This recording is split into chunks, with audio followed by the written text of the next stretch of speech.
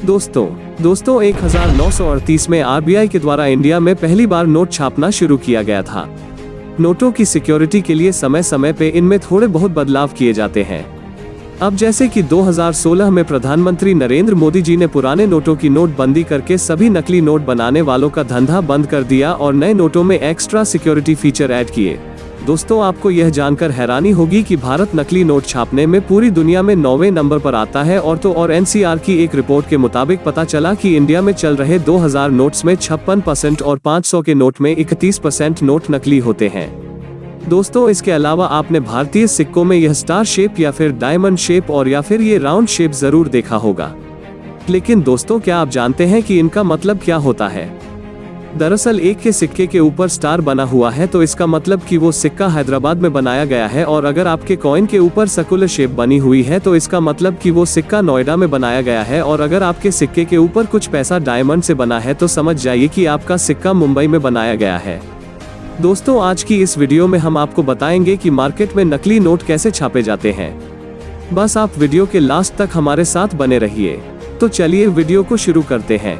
दोस्तों, लोग जल्दी और आसानी से अमीर बनने के लिए नकली नोट छापकर अपना लक आजमाते हैं। जैसे कि कुछ साल पहले दिल्ली के 2 बदमाशों ने, जिन्होंने पढ़ाई तो ग्राफिक डिजाइनिंग की करी थी, लेकिन जल्दी अमीर बनने के चक्कर में ये नकली नोट छापने लग गए और अपनी 26 साल की उम्र में इन्होंने ये सब कर दिया, जिस वजह से इस वक्त ये जेल की सलाखों के अंदर हैं। और इन्होंने 1.5 महीने में 7 लाख नकली नोट छाप डाले और वीकली मार्केट में अंधेरे का फायदा उठाकर ये वहां पर नकली नोट चलाते थे, और साथ ही में ये अपने दोस्तों पर भी बहुत मेहरबान होते थे और उनको कर्जा भी देते थे।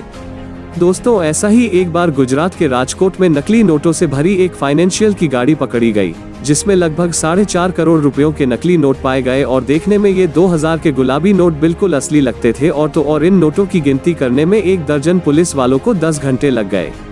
अब आइए दोस्तों, हम जानते हैं कि नकली नोट कैसे छापे जाते हैं। दोस्तों, ज्यादातर नकली नोटों को छापने का तरीका एक जैसा ही होता है, लेकिन इनको 5 अलग अलग तरीकों से छापा जाता है। अब जैसे कि प्रिंटिंग के जरिए असली नोटों की कॉपी बनाकर इनमें कई तरह की रंगबाजी करके इनको असली के जैसा बना दिया जाता है, लेकिन फिर भी इनके कलर्स में बहुत ज्यादा डिफरेंस रहता है। नंबर 2 दोस्तों, इस विधि को हमने शादी विवाह के कार्ड बनाते समय देखा होगा।